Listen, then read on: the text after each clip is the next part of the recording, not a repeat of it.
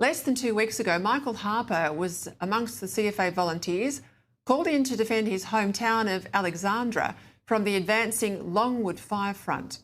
He stood shoulder to shoulder with his fellow volunteers protecting homes and properties, but he learned over the radio that one property in particular had been overrun by fire. Moments later, he realised that was his own home. But you won't believe what he did next. I'm pleased to say Michael Harper joins me now in the studio. Well, I've got to say from the top, as a grateful Victorian who's lived in country areas, you and men and women like you deserve my eternal gratitude, and I know my audience would say the same thing to you. Out there on the front line, when you heard that it was your place, when that came over the radio, what on earth went through your head and what did you do next? We'd been out on the fire front for about 20 hours, so we'd gone up towards Terrap, where the Longwood fires had started up in the Highlands, and we'd been fighting through the night and into the next day. We received a call, or our crew leader, who's also the town mayor, received a call on his mobile phone that he'd lost his home. So we went out to his home, which is probably only a couple of kilometres out of town. We drove through a couple of walls of fire to get there. We made a decision with our crew that we'd go in, see if we could do anything for his house. And as we drove through that fire front to look at his house was standing there proud and hadn't been hit at all. So there was a lot of relief in the truck at that time. And then we turned around, came back into town. As we were coming into town, over the radio, we heard that my house was in danger. Or at that stage, they were pulling the trucks out because of the gas bottles and that. So I knew at that stage that it was my house. It was on fire, and we proceeded en route to the house. And what did you find when you got there? It was well ablaze, the sheds and the house. So it was pretty emotional walking up the driveway, watching the crews that were standing there fighting.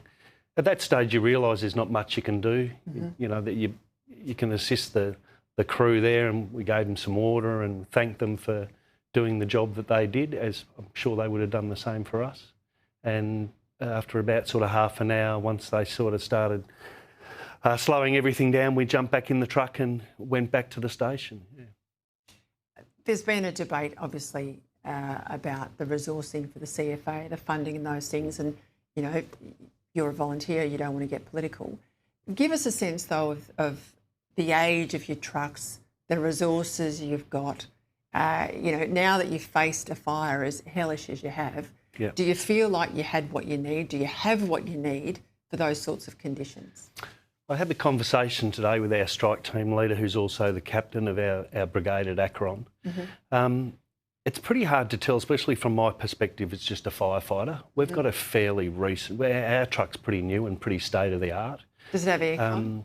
Sorry? Does it have aircon? It certainly does. No, I say this because I understand someone was laughing on radio the other day and said, why on earth do they need aircon in a truck? And I'm like, have you seen the kit that they wear, the gear that they wear? If it's 45 degrees and it's got a firewall coming at you, just to be able to survive and breathe inside that truck, just with even something simple like aircon, let alone all your shields and protection, it's a no-brainer. Yeah, we're pretty comfortable, our truck, and you get the guys off the deck whenever you can and get them inside the truck and put the cool air on as best you can. I don't know, there's a number of issues surrounding, did we have enough volunteers to go on strike teams that night? Did we get enough trucks up there? Why did we need to do such long stints without getting tapped out 20 and hours, changed yes, out? 20. I think in the end it was 28 hours. Wow. And we do realise some of the trucks are pretty old. We get trained up on those trucks. We have crew protection within our trucks, which means the tanks retain a certain amount of water in case we get in a dangerous position where we stop the truck and we put an umbrella of water over us. I think your adrenaline's going in that type of situation when it's what we call an Armageddon day. You're just going from property to property to property. Whilst you appreciate the air conditioning, it's probably not at the forefront of our mind, especially for those of us in the truck when there's guys in the back that have literally got walls of fire blistering the truck. So I think it's just something we're trained for and we do. And I think out of this, there'll be an assessment of the condition of the trucks, how we can do what we did better. But the nature of the fire is it changes. It's got its own life. It moves in its own direction. It would have been great if we'd stopped it at Longwood and it hadn't come down, but that's just not the nature of fire, and I think we do the best with the equipment we've got, and hopefully equipment will continue to get better and better as we go. We're just out of time almost, but I've got to ask you, the conditions today, the late change in wind, it's whipping across the west of the state. No one has lost more Australian lives to bushfire than Victoria. Yeah. And particularly this time of year, it gets so much worse after the Christmas New Year period. What do you say to a day like this to Australians? Look, I think a great thing that's come out of this fire for us is the amount of properties that we went to that were not occupied. Probably out of the 30... People had got out. People had got out. Yeah. Out of the 30 properties we went to, there's probably only 2 of them that were occupied. Yeah. And that's why we've had such little amount of deaths in this fire, is because people are heeding those warnings to get out. That helps us as a CFA, the SES. Are we doing enough backburning? As people tell me we're not doing enough. I don't personally think we are, to be honest with you. I think, that the fuel loads quite a lot and we need the perfect conditions to do backburning.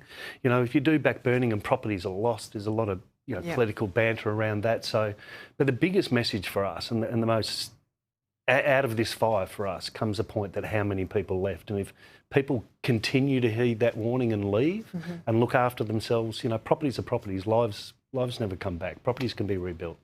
You're not wrong. Michael, thank you for everything you do. Thank you. Thank you. Appreciate it. Coming in today too.